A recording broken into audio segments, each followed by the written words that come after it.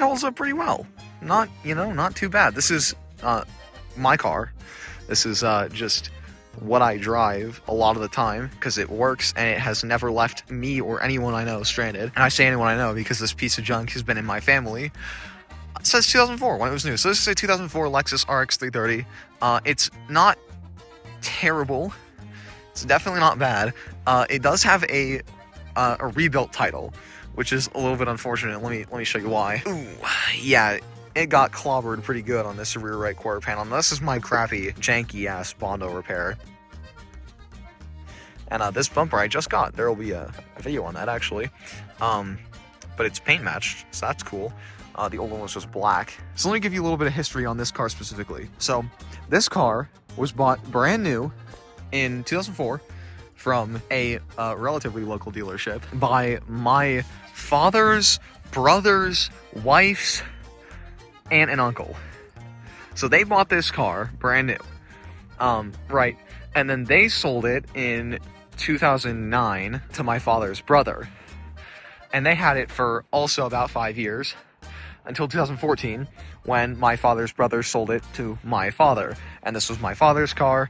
And then he bought a new car and gave this to my mother. And it was great. And then my mother was driving it when she got rear-ended and it got totaled. Now, we opted to buy the car back from insurance because, it's a decent backup car, right? But anyways, it's got a couple of things like clear coat failure on the front bumper here, which, doesn't look absolutely, fantastic, but this thing's not much of a looker. It's not really supposed to be a looker, but it's supposed to be, comfortable, nice. Let's get in underneath the hood here. So this has the Toyota 3MZ FE. It's a 3.3 liter V6, as you can see by 3.3 and V6. It makes 230 horsepower about, and it just runs great. It's got a couple of issues with this evap hose here. This is new. It's had a timing belt recently that I did. It's got a new radiator and AC condenser. That was before I started driving it. It's had valve cover gaskets. So it's had a ton of stuff. This car was really well loved and really well taken care of. So yeah, it's not terrible. It's missing the horn. This horn died and was blowing the horn fuse. So I just took it off and taped the connector over here because that was good enough for me. At least for now. Maybe we'll fix that someday. But it still has one horn. So, it's decent-ish enough. And, it's got a little bit of hail damage. Nothing too major. It's a really pretty cromulent car. It's got new tires. It doesn't have a lick of rust. It's in pretty good condition except for the rear right quarter panel there. And, it's really not too bad. Let's get in here. Had to replace the driver door lock actuator. This is the driver's seat. This is original. And this car, I'll show you here, but it's got 235,647 miles. So 235,000 miles. That's pretty good. This wheel is starting to show it. And the seat definitely does a little bit, but it's not, it's not terribly collapsed or anything like that. It's in pretty good shape. All things considered, 235,000 miles. And then we've got the passenger seat over there. So again, it holds up pretty well. Here we have this goofy center console thing. This works. Holds up totally well. We have this cover, which works. The rear wiper works. I have the rear seats folded down, but they're in good condition. You'll just have to take my word for it. I even still have the original cargo cover, and all of that works. It works just as smoothly as it did the day that it was new. It's got a sunroof, which is nice, and there's little bits of damage here and there just because it's a 20-year-old car, but it's really not too bad. All of the power locks work, all of the power windows work, all of the other accessories work. I've replaced the light bulbs with LED bulbs because I don't like having to replace interior bulbs. This car's never left me stranded. I drove this car to St. Louis. So I'm in the northern Colorado area, and I drove this car from here to St. Louis in one day, and then I did the same thing back in one day, and it just totally worked and totally survived with no issue. And then I drove this car as well. I drove it after I got back from driving it to St. Louis. I drove it to Washington State, with nothing in between. No preparation, nothing. I just drove it to St. Louis, drove it back, and then drove it to Washington State and drove it back. I did an oil change before, and I did an oil change after, and that is it. This thing has not let me down ever. I mean, it's got a couple of things, like, you know, that little cover for the roof rack here is taped on the other side because one of the clips is broken. It's even got a hitch. Like, it's really not bad. Now, this one is relatively optioned out. It has seat heaters. It's got the goofy headlight washers, and it's got a power back door, so it can power open with the key fob or from that button there. And if I just go ahead and hold this, it just opens, and you've got perfect access to whatever you want back here. It also has this button here to close it. You can close it normally just by pulling it down, or you have this button here that can close it. And you can also close it from the key or from that button up there. And like, it's just really a pretty cromulent car. I have nice floor mats for it because I actually kind of care about this car a little bit. And yeah, it just works. So this one's all-wheel drive. The default spec was front-wheel drive for these, which, you know, out where I am, front-wheel drive is fine, but it's not great. I'm gonna give you guys a better view real quick of this goofy wheel. So you put the key in, right? And the wheel comes out and down to wherever you have it set, based on the power tilt, which is this control right here. I don't know why they do that. I mean, I guess it gives you a little bit more room to get in and out and stuff, so it's a little bit nice. I mean, it's luxury, I guess, but it's a little strange. But yeah, let's give her a start.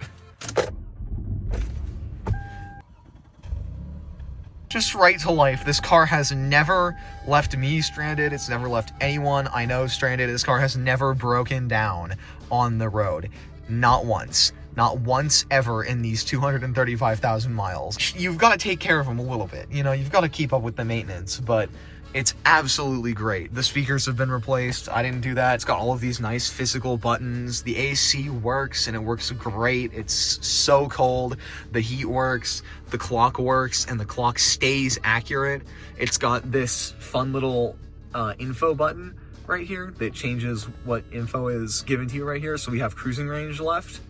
So we have 59 miles of range left on the amount of gas we've got. We have elapsed time that the car has been running. We have an average speed. I'm not sure when this resets. I think it's every fill up. We have average fuel mileage, which resets every time you fill up. And wow, 22 is really actually great for this. Well, according to this. And then we have current miles per gallon. And then we have distance driven, maybe within a given time period, because I just started the car and it says 7.7 miles. But anyways, yeah, so it's got all of those. It has, dual front temp. How fun. So you can change the passenger temp to be different than the driver temp. It's absolutely useless. There is no reason for that. But I mean, it all works pretty well. All of the lights work. It's got automatic headlights, which is nice. It's got fog lights. It's got automatic wipers, which is odd. So we have off, and then auto, and then low, which is, you know, that, and then high, which is that, which is all the way down. So on auto, what it does is it has a sensor in the dashboard. It might be that, but that might be the light sensor. I'm not sure where the sensor is. That detects something on your windshield, and it'll just hit the wipers for you. It's relatively convenient when it works, but sometimes it doesn't work, and there's a reason they ditched it. And that's because it'll randomly just wipe sometimes. I don't know why. It'll think there's something there, and it will just... So that's a little strange. And this knob is kind of funky. It is supposed to be changing things right now, and it isn't. So that knob doesn't work very well. But I mean, so I guess that's the only thing that's really wrong with this car. It's got a sunglasses compartment, which is one of my favorite things in a car. I love a little sunglasses compartment. And this is the only car I have that has something like this. It's got the nice sunroof. It's got integrated garage door openers, which are now too old to be used with anything. Like any modern garage door openers don't work with this. So it's kind of useless, but it's a relatively small waste of space. I mean, they could have just put nothing there and it would be functionally the same. All of the power locks work beautifully. They all immediately lock and unlock. Yeah, I mean, it's just a totally normal car. How does 20-year-old luxury hold up? Well, very, very well. Very well. Little things here and there, like I had to replace the thermostat on this. I had to replace the park neutral safety switch.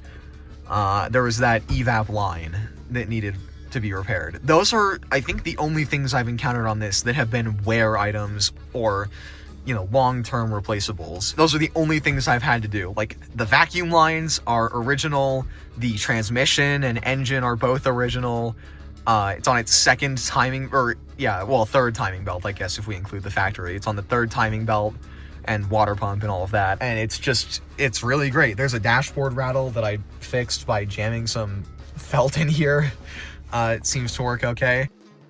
I mean, it's just a totally good car, which is crazy. These seat heaters are the warmest seat heaters I have ever felt in my entire life. It is actually comical how hot these get. It is insane. It takes them a minute to warm up, and then once they're warmed up, though, I call them the bun toasters, and I call them the bun toasters for good reason. They're kind of dorky, though. You push them in, and then they pop out, and then you can set them to where you want, and then push it back in. It's kind of weird, but I mean, it works, so I'm not gonna complain. The power steering's great. It's got steering wheel controls for audio stuff. It has an auto-dimming rear view mirror with a compass in it. And the side mirrors are factory auto-dim. Both of those have actually been broken and replaced because what happens is there's a little plastic frame around the mirror that can crack and just due to age. And that allows the fluid that makes the auto-dim work oxidize, basically, and it turns your mirror brown. So that's what happened to that one. And then this one, I was putting the mirror glass back on after replacing the motor, and I pressed it in just the wrong spot, and it just cracked the whole mirror. So both of these are like crappy Amazon replacements, which, I mean, they work fine. They have a wider field of view than the stock mirrors, which I'm not complaining about. It actually makes it so this car has almost no blind spot. It's got tape. It's got a 6-disc CD changer if, you know, the year's like 2006 and you want to use that. It shifts great even after 235,000 miles. And then I've also driven this car to other places. I've driven this car to Dallas, Texas and back. I mean, it's just absolutely a great car. It's got tons of safety features as well. It has, let's count them. 1 airbag, 2 airbag, has a knee airbag, so 3 airbag. It has seat airbag, so 4 airbag, and also 5 airbag. And then it also has curtain airbags, so 6 airbag, 7 airbag, 8 airbag, and 9 airbag. It has all 4 side curtain airbags, front seat airbags. I mean, it's just got absolutely everything that was available back then, which is pretty comparable to what we have today. I mean, it's really, like, this car was decently ahead of its time with modern features. It runs happily, it runs great, it drives great, and so this is what you get when you have a well-maintained 20-year-old luxury vehicle. It's great. It's awesome. You should buy one of these if you want something decent. It doesn't burn oil. It doesn't leak oil. It's just, it's good. I suppose we should give her a bit of a...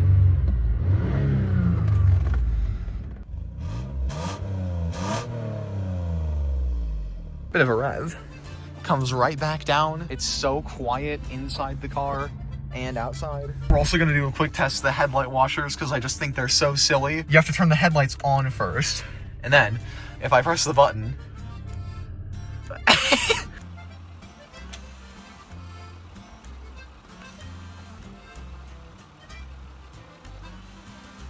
it leaves water, like, well, not water, but washer fluid, like, all over your hood.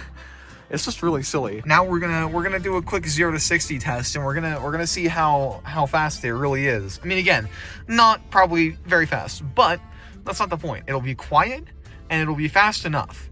to be, you know, comfortably driven on modern highways and everything. So let's get to that. All right, 0 to 60 test number 1. This should be pretty good, I think.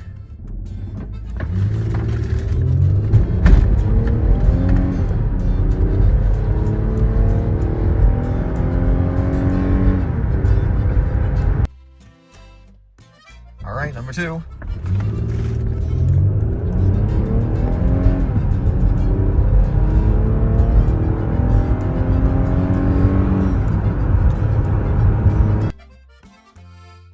Here we have run number 3.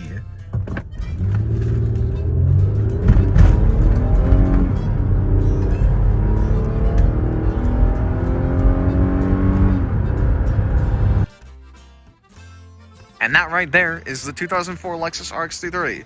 What you get with 20-year-old luxury, it's good.